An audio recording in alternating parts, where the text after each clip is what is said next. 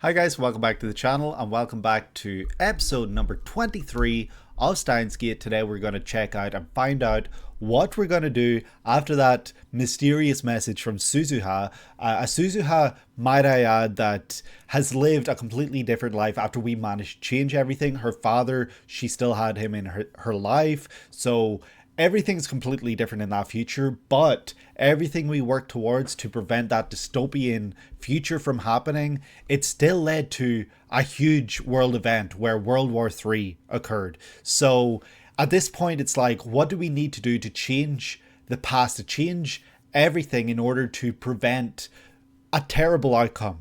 Because it just seems like no matter what we do, there will be a future where something bad happens. So yeah, I'm interested to see where we go from this. I apologize for my voice if it sounds a certain way. I have been sick, I haven't been well, and I'm still kind of getting over that. I'm not exactly 100% yet, but I feel comfortable enough to start recording again. So you guys will just have to bear with me, and I thank you guys for the patience. I know that there were like no uploads last week, which is very unfortunate. I kind of had to ruin my whole schedule just to attempt to get over this sickness, and sadly it is still here. It hasn't completely gone, but yeah, I'm back. I'm hoping to upload regularly, more consistently, and yeah, let's finish this series. We only have 2 episodes left. I don't really see where we're gonna go besides back to episode 1. That's all I can really predict. So yeah, here we go. Steins Gate, episode 23. Let's go. Alright, let's see what we get in this one. I am nervous. It's been a while since I watched anything from this series, so World War III, yep. 5.7 billion, jeez. It's the time machine. We know all about this thing. Uncle? Oh, okay, probably just, yeah.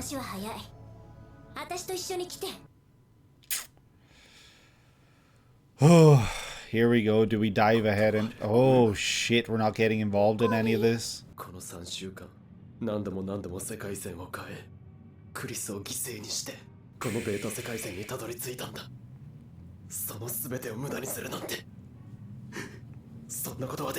Oh, that's sad.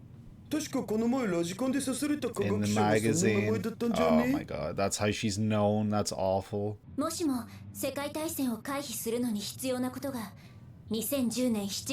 Oh shit. That's crazy. But then Mayuri will die. That's crazy. Steins Gate! It's a world line where we will save hopefully both of them, and we get the title drop. I mean, the title drop has been title dropped like a bunch in this series, but this one feels different. It's also very interesting that Suzuha this time doesn't have these negative feelings towards Kurisu. That's because she didn't create the world or the time travel machine which led to the dystopian future. Maybe it's just because I haven't watched this series in a bit, but is this a different recording of this song? I don't know what it is. It sounds a little different. I'm probably just crazy though. I just probably haven't seen this in a bit. Open the Steins Gate! Oh, here we go. Yep, you're the one who sent this plan. Oh.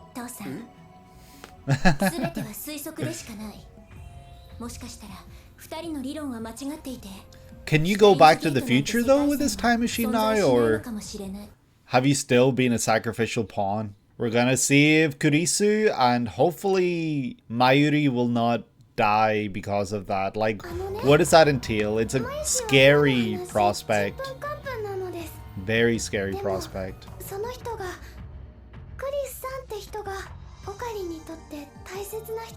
That's like the same thing she said to us though, about you.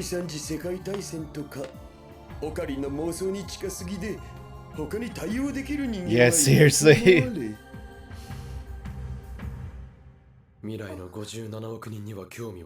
Jeez. But I do care about... Yeah, that's our Okabe Rintaro. He cares about his friends and that's it.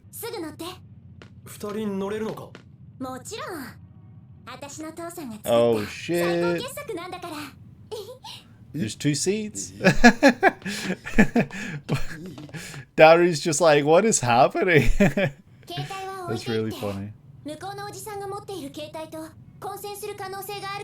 What? Are we going to return though? Does the time machine now go to the future as well as the past? We can go back and forth. Hell yeah.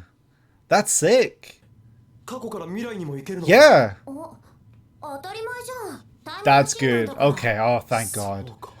Time travel can go in both directions now, but that's scary. So anything could come from the past. So this is literally going to be episode 1 when the time machine was just sitting and it was being lifted by a crane, I think, in episode 1. Yeah, I need to know what's gonna happen here. This is gonna be really interesting. Oh shit.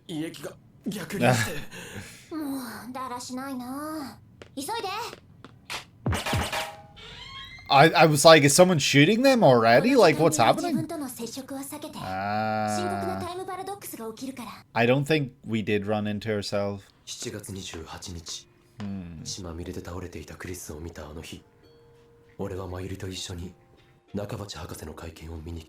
Yeah.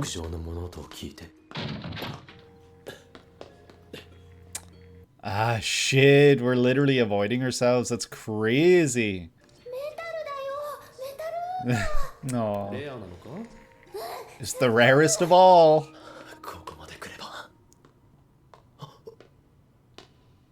This is when we run into her. Yeah.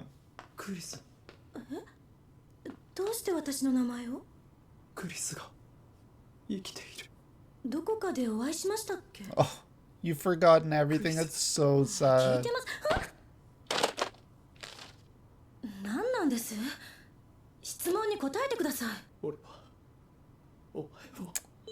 That's heartbreaking, honestly. She doesn't have a clue who you are. And this is when he jumps in about John Titor, no? That's going to be important. Who would stab her? Like... Here he goes.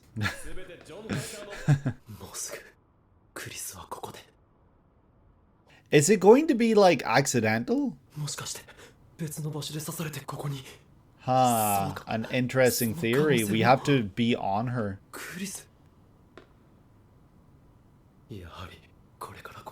Shit. It's the time machine.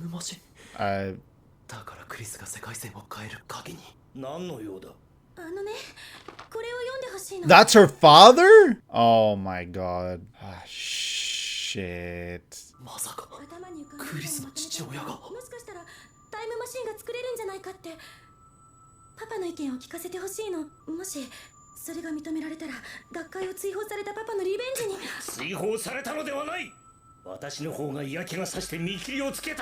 He's not gonna stab her, right? That's crazy that that's her father, though.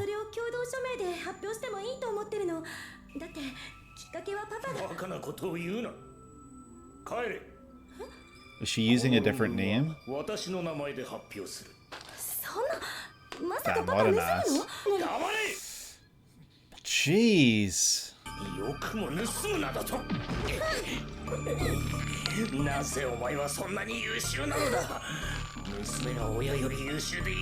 What an asshole!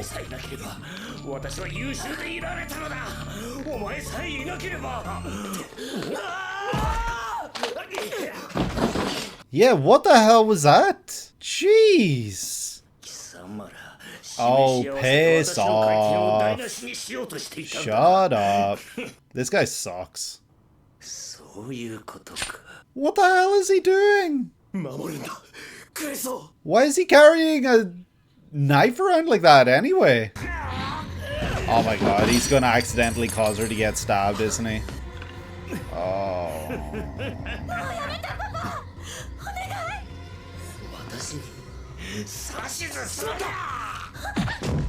What is with this guy? This guy is unhinged as hell.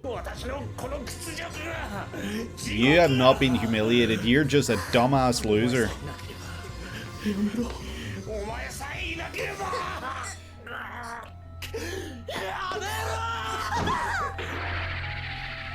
He did do it.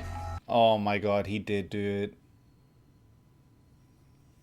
Oh, I knew it was going to be something like this. Oh, that's awful.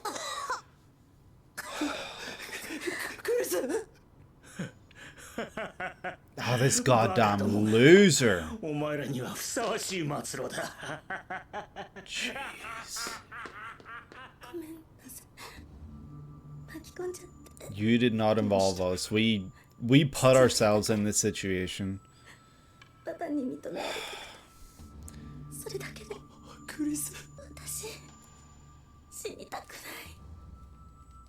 Okay, we're gonna have to go back. Jeez, yeah, no, we don't want you to die, Kurisu. Why is her father such an asshole? Holy shit. So now we've learned we're the ones responsible for her death. Obviously unintentional and accidental, but I don't know. What can we do right here?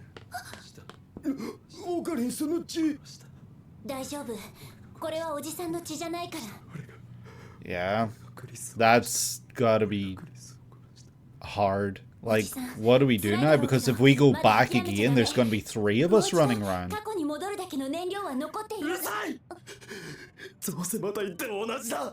We have to go further back.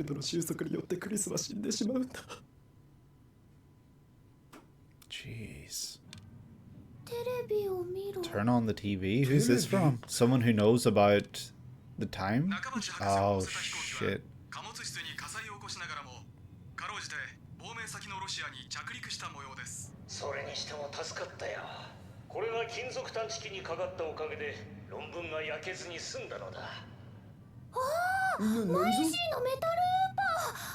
What?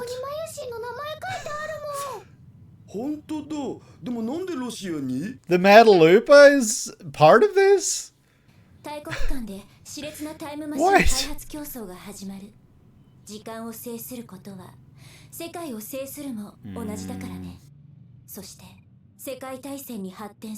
It's insane.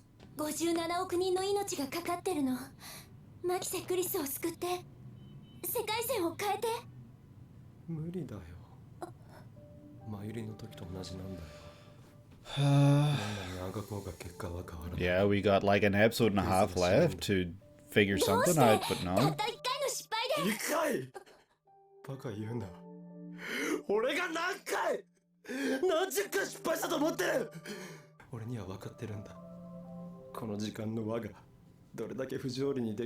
Yeah.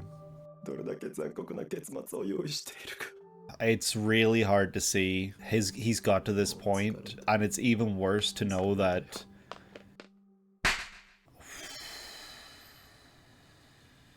Jeez, that's a slap heard around the world. I know he isn't Mayashi, but jeez, the things he has been through.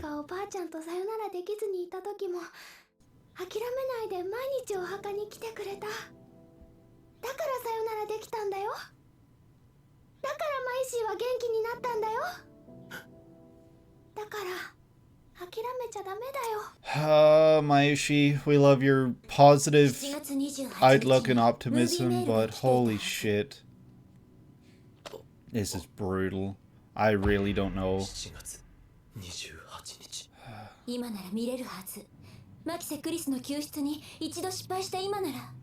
Huh.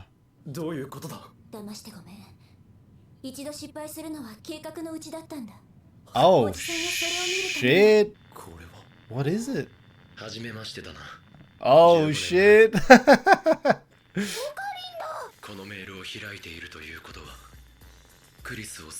Oh? Oh yeah. Very. 俺に執念を与えた。 That's cruel. これでやっと計画の本題に入ることができる。マキセ・クリスを救い、スタインズ Shit. ゲートに入る計画だ。 And enter Steins 条件 Gate. は2つ。中鉢博士がロシアに持ち込んだタイムマシンに関する The Metalupa? この世から葬すること。もう一つはマキセ・クリス That should be first. Come on, that should be first. できればだがマキセ・クリスの死を回避し過去を改変するのは Jeez. アトラクタフィールドの収束による。 Yeah, that's what we said. That's what we were saying. クリスを救うことは可能だ。方法が間違っているだけなのだ。 How so? 確定した過去を変えてはいけない。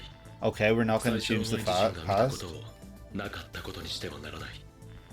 なかったことにすれば過去改変が起こり全てが失われる。わずか3週間だったがお前にはマキセ・クリスと過ごした記憶があるはずだ。 Yes. Don't give us hope, future 3 Okabe. 週間の世界線漂流を無駄にしてはならない。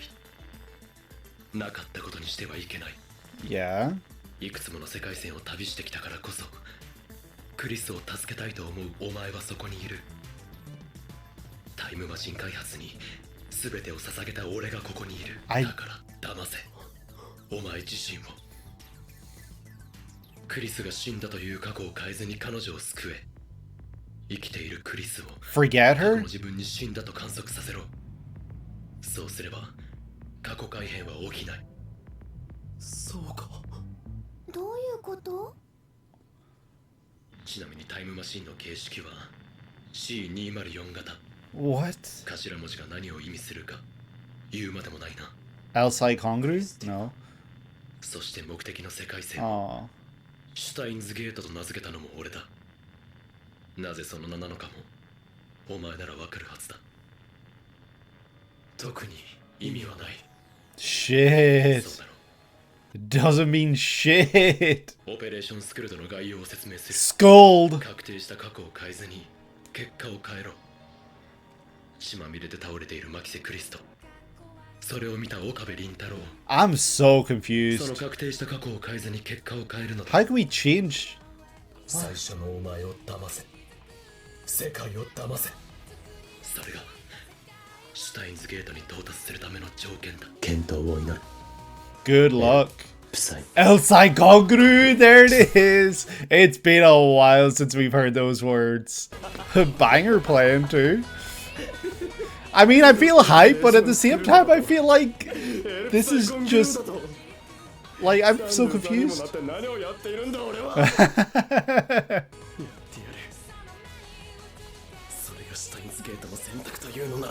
The choice of Steins Gate. Yes, we are. Just like that. マユシーはこっちの Aw. When he's not done. もう一度言おう。この俺は狂気のマッドサイエンティスト。There it is. Oh shit, we're doing like, what is it, the Starlight Reach or something? Shit. Okay, that was a really good episode, but like, that just leaves me with more questions. Like, what is the whole thing about like deceiving ourself to believe that she is alive? So in other words, she will die, but we're deceiving ourselves to think she isn't? That just feels like it's not saving her. Like, it's not saving her, right? I don't get it. I mean, like, I love the optimism. I love that we're doing something, and there's Kurisu right there. She is enslaved by all this stuff going on, and she is trapped. Man, that was a great episode, but holy shit, do I have questions. That was intense. And that was episode number 23 of Steins Gate. So I have a couple of thoughts that I want to just share right off the bat. So the first is that was a great episode. First of all, like, that was a really great episode. The content was very rewarding. It was just honestly great. Like, I feel like this might be one of the biggest payoffs, I guess, because we've now returned to episode 1 and we've learned more about what happened in episode 1. But at the same time, I kind of wish we got to spend more time there. I feel like this was maybe, I wouldn't say rushed, but it didn't feel like we got as much impact from going to episode 1. Like, yes, stuff that happened within those scenes was very impactful and some of the most important in the entire series. But at the same time, like, I really do wish we spent more time there, because it felt like there was almost like 2 episodes within this one. Like, there have been other episodes in this entire series where not much has happened. And then this episode right here, it's like there's something happening in every frame. Like, there's no time to slow down. There's nothing to just like take it. There's no breaks, I guess is what I'm saying. Like, and yes, that makes for a great episode of television, a great episode of anime especially. But I just kind of like would have liked to brew in what was happening a little longer for some of these moments. But that, I'm not faulting the series for that. I'm not faulting the show or anything like that. Like, that would be unfair of me to, take points off of this episode because I wanted it to be split into 2, or I wanted things to be a little longer or anything like that. That's not the choice that was made. That's not the choice of the creators or anything like that. So that would be very unfair of me to fault this for that. So I am not faulting it. I'm just simply stating that I would have loved to spend more time there, because I have been wondering and I have been begging to get back to that content from episode 1 since episode 2. Basically, I've been like, what happened in that episode? And like, yes, we do learn, but there were still things I wanted. I wanted a little bit more time. But yeah, with that out of the way, I'm going now to just like kind of try my best to talk about the episode. And yeah, I say try my best because it's going to be hard to talk about this episode in the order that the events happen, because obviously there's some really huge stuff that happens here, and it's just like crazy now, like looking back to those 3 weeks. I say 3 weeks, because it felt like a lot longer for Okabe, but those 3 weeks with Kurisu, where she shared all of this stuff about her father, we learned all about him, and it did feel like he was going to be important. It felt like we would eventually go to see him and attempt to mend that relationship. But by the time we got to episode 23, I honestly forgot all about that. Like, I knew that was brought up and that was going to be important, or it felt like it was, because otherwise, why give Kurisu all of that backstory, that lore, if it was simply contextual for how she felt? Like, I don't know, it didn't make sense for her to have that backstory and then for that not to like come and bite her in the ass, because she definitely obviously is a victim of her upbringing, and she feels the way she does, and she has this really troubled relationship with her family because her father is a moron and her father is a loser who thinks that she is belittling him essentially. But I guess I just like didn't think that would be like as important as it ended up being. The fact that she is Nakabichi's daughter makes it really interesting that then she is the one who held that meeting in that whatever it was called, like the conference, I guess, in episode 2, whatever it was. The fact that, I think it was episode 2, but I could be wrong. Yeah, it's really curious to me that she took that when he didn't do it, and that because of that, World War III didn't happen. So yeah, I really don't know. Like, are we going to send a version of ourselves to the world line, the beta world line, whatever it was, with Kurisu, knowing that we have a world line with Mayushi? Like, is it that we're just going to send a different version of ourselves to a different world line? Like, we're going to basically create the events of Steins Gate, the series, by transferring Okabe to the other world line so that he can spend those 3 weeks with Kurisu. Yeah, it's a tricky one. It's a really confusing one. Like, are we basically creating this loop? And this loop being the entire 24 episodes of Steins Gate, so that the version of Okabe that leaves the conference in episode 1 gets transferred to meet Kurisu, and his brain chemistry is then switched up because he gets to live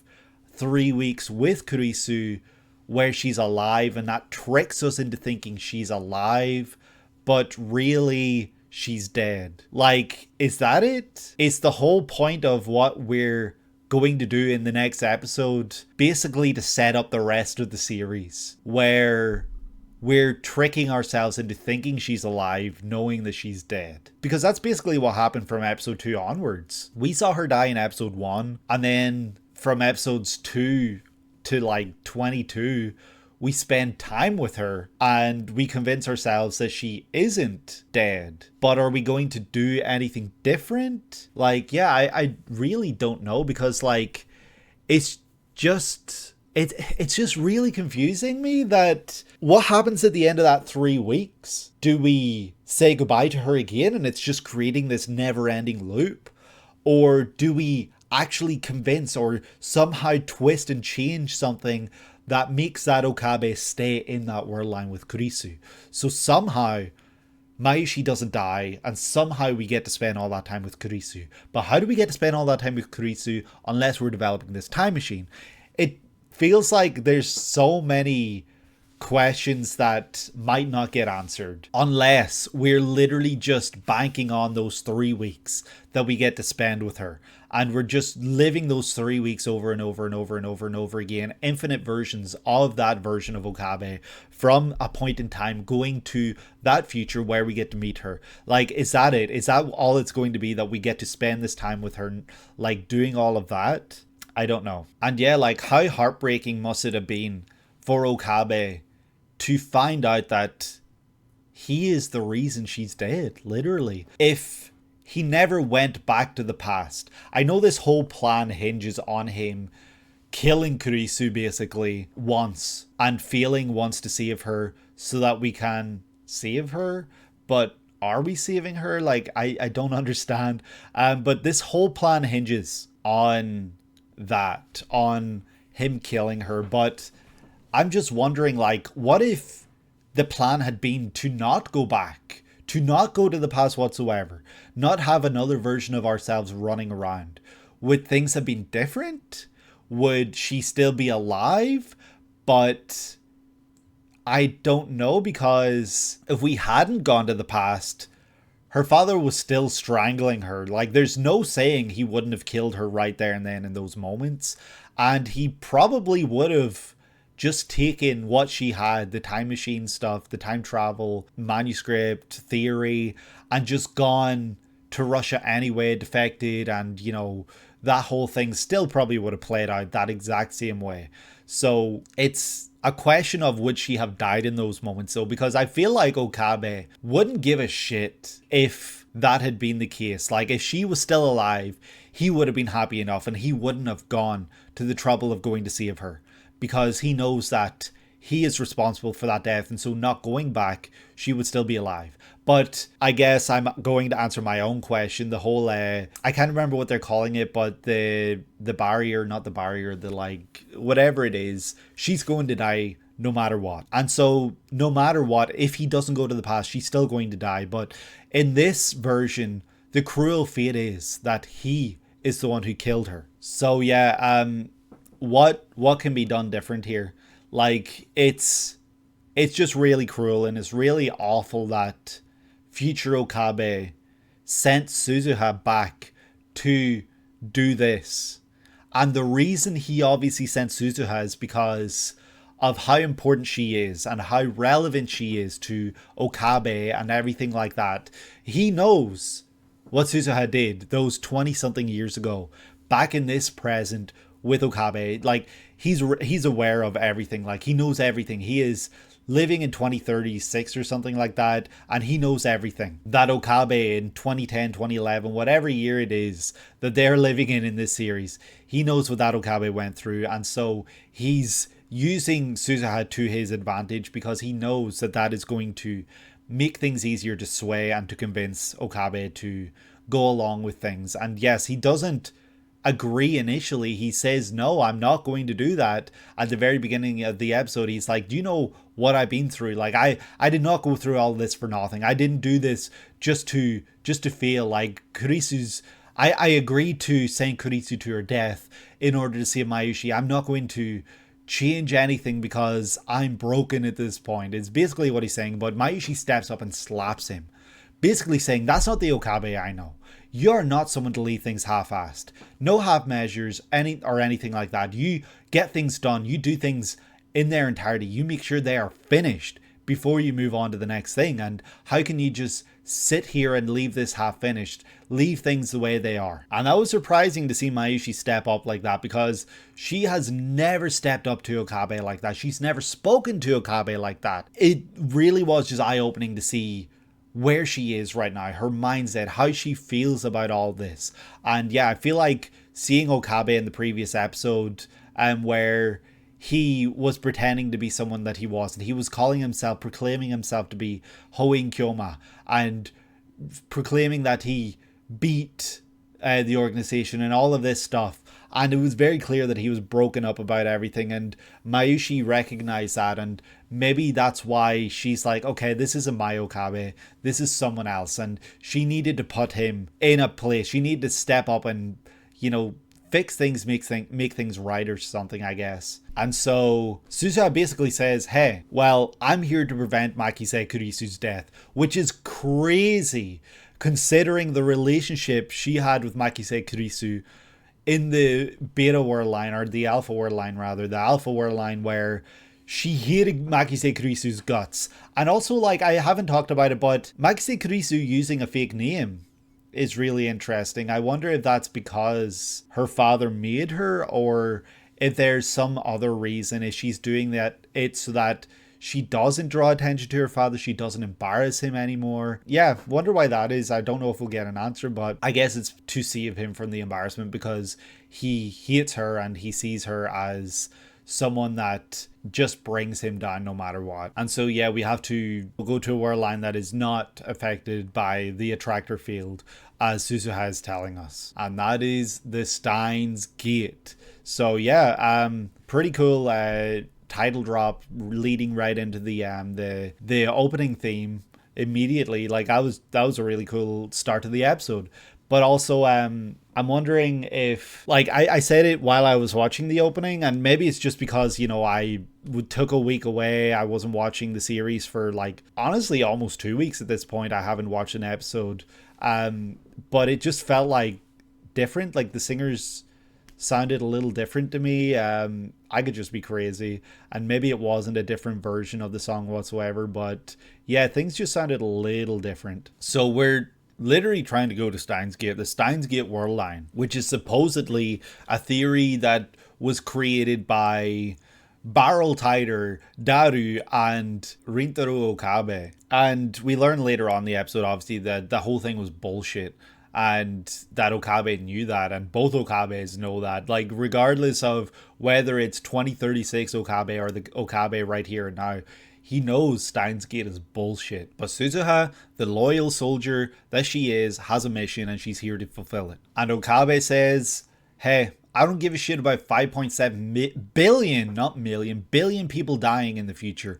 None of that worries me. None of that concerns me. I really don't give a shit. What I give a shit about is Makise Kurisu and trying to save her, and creating this Steins Gate world line where everyone lives, basically. The best possible world line. That's what I care about. And so he chooses to trust his future self, he chooses to trust Suzuha, he chooses to trust everything that Suzuha is saying, and goes to that future then, or that past. He goes back to the past with Suzuha, and yeah, he has to leave his phone behind, which is interesting.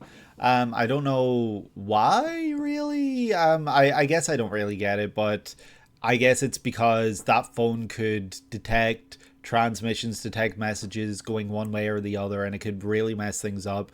And my suspicion is that in the next episode we will bring the phone with us, and send ourselves into the future because of the time machine and everything like that. So we're going to tap into that in the next episode, I guess, because that's still the one thing we don't have an answer to. And thankfully we learn here that this time machine can go from the past to the future also. It doesn't just go back in time, it can also go forward. So that's very obviously good news for Okabe and Suzuha, because like I was just worried that yet again she was being used as a pawn to go to the past and that she would never be able to return.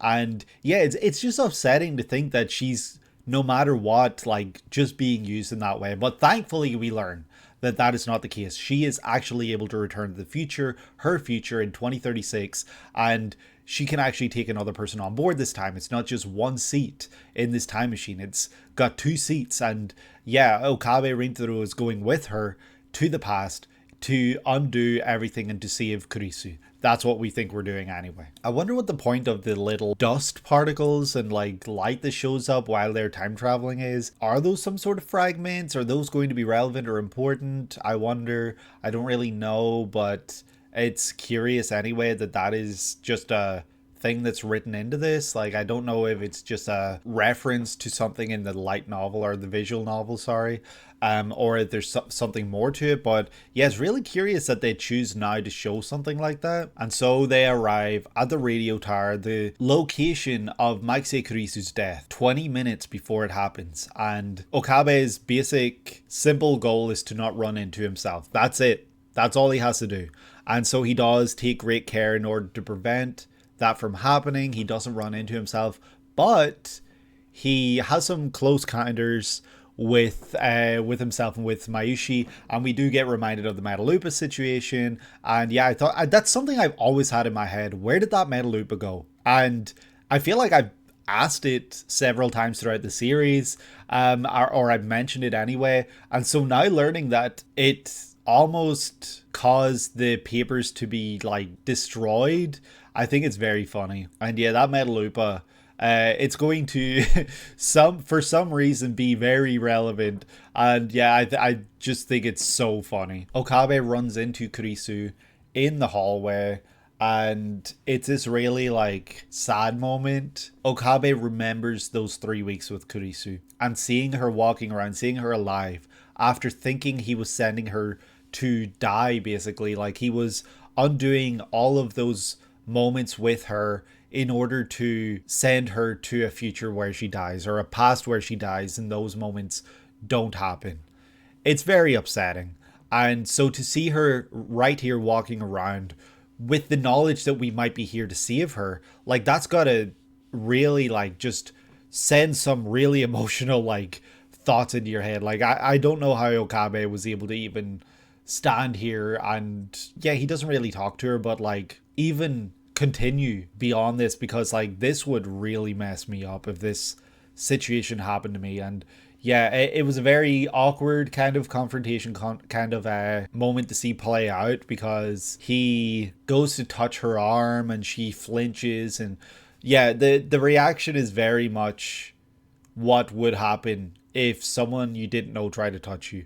And yeah, but it is just so sad to see like all that undoing right here, and you gotta feel so bad for Okabe in these moments. And yeah, while everything is still going on, still happening, you know, Okabe ridiculing Nakabichi in the conference, Kurisu is watching from outside. She kind of observes and doesn't really get involved in the conference. And then that's when Okabe goes to the room where she gets stabbed and kind of hides in wait, just kind of waiting for her to show up, wondering if she will be killed elsewhere and brought here. And yeah, it's a really good like question that could have happened, but yeah, it was gonna be here.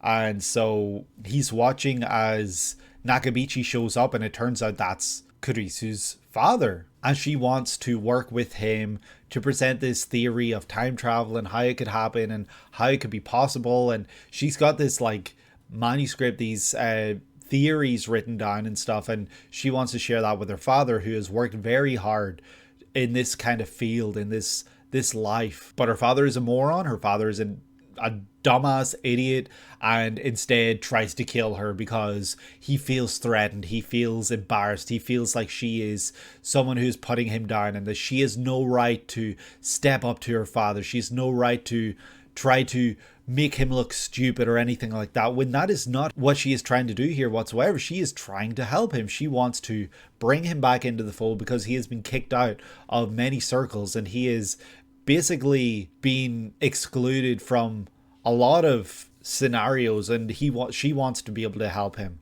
and she comes to him with this, and he just wants to kill her and take the ideas for himself, take everything for himself because he's a dickhead. So Okabe comes to her rescue and tries to save her, tries to protect her, but of course this dickhead asshole pulls out a knife and starts waving it in front of Okabe and tries to stab him with it. It gets flung away, and then there's a lot more of this altercation, you know, scuffling and just all this stuff happening, and it ends up to the point where Nakabichi is holding Kurisu up against a wall with a screwdriver pointed at her face, and Okabe sees red, basically sees that she's about to be killed, and he just can't take it anymore after everything he's been through and charges in with a knife pointed outwards. And that's when Nakabichi just sidesteps last second and Okabe ends up stabbing Kurisu.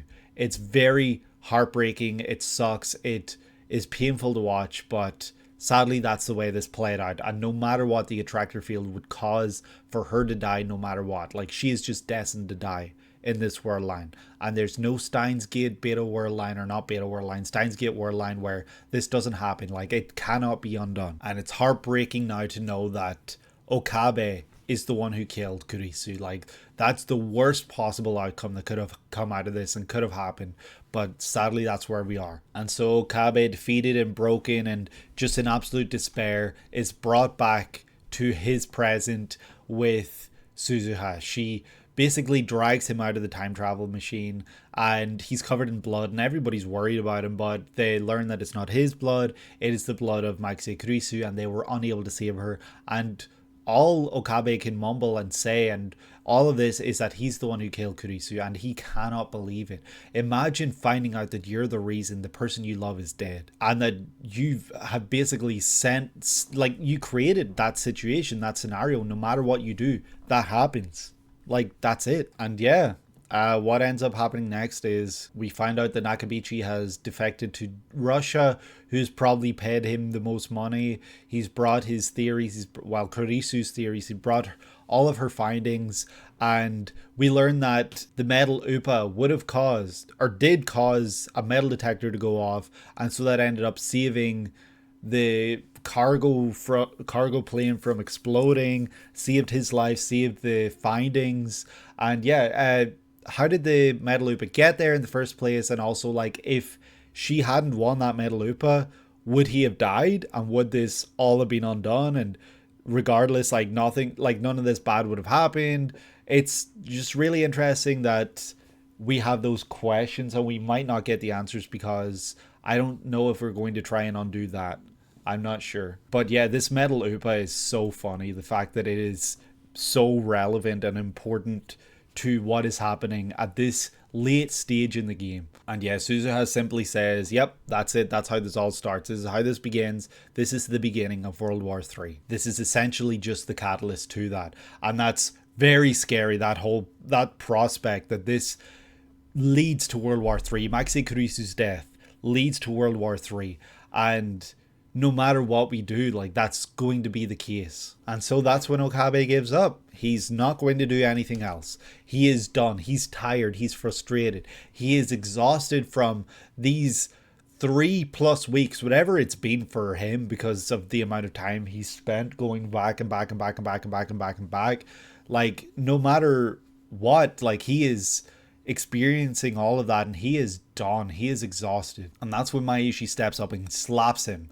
That, like, I was talking about it at the beginning of this post-hoc analysis, but yeah, it's the slap heard around the world, and it's very unexpected, but it makes sense that she can't see him like this and that she does do this. I didn't expect her to slap him, but I would have expected her to step up and speak up. And then that's when Suzuha says, hey, you should have got a video file on this date at this time, everything like that. And once you fail to save Kurisu once, that's when you can actually view that message, view that file. I don't understand how that works, how it was encrypted, encoded, whatever, in such a way that it couldn't be deciphered, it couldn't be watched until a certain event had occurred, or if it was simply that a timer was set for the video and that after a certain amount of time it could be viewed. I don't know, but regardless, failing to save Maxi Kurisu was part of the plan. And yeah, it's awful, it's cruel, but that's something that had to happen. And so we get to encounter 15 years in the future Okabe Rintaro. And we're told by the future Okabe that we now have two goals. The two goals are to destroy the paper on time machines and time travel and everything like that. Undo that, prevent that from happening, prevent the time travel race from happening, and just save the world basically. And also to save Maxi Kurisu. But it's curious that in 15 years, Okabe cares about saving all those people by preventing this paper from being released, because the Okabe in the here and now doesn't give a shit about those 5.6 billion people, I think it is. He just cares about his friends. He cares about the people he loves. So the fact that Okabe here says the first order of business is to destroy those, and secondly it's save Kurisu, that's really interesting to see just how much he has changed. But we can't save her, so like, what does that mean? How can we save her without saving her? Like, that simply makes no sense. It's contradictory. Like, it doesn't compute. But saving her is possible. So it's just like so confusing. Like, what is the series trying to tell me at this point? I don't get it. Like, how is saving her possible, but saving her is not possible? Like, I don't get it. Is it that we're saving those memories with her? The whole concept of time, how it works, you know, like the really beautiful speech she gave, or she was thinking in episode 22, 21, 22, I can't remember. Is that it? Is it that we have to just know what happened in those 3 weeks and that's our way of keeping her alive? Like, I don't know. Now we have to save her without changing the past where she died.